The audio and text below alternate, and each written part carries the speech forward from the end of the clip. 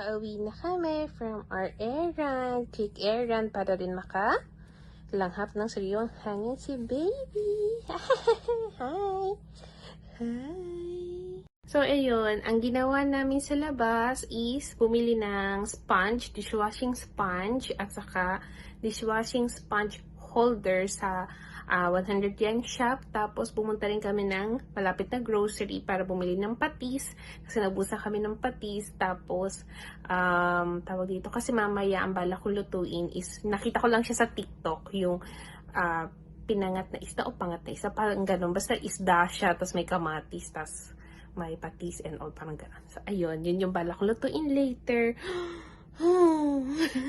Tapos, ano pa ba? Yun lang. At saka bumili rin ako ng juice. Kasi wala na rin kaming juice sa bahay. Kaya ayun. Tapos, umuwi na agad. Tapos ngayon, nag-iinit na ako ng pang-lunch ko.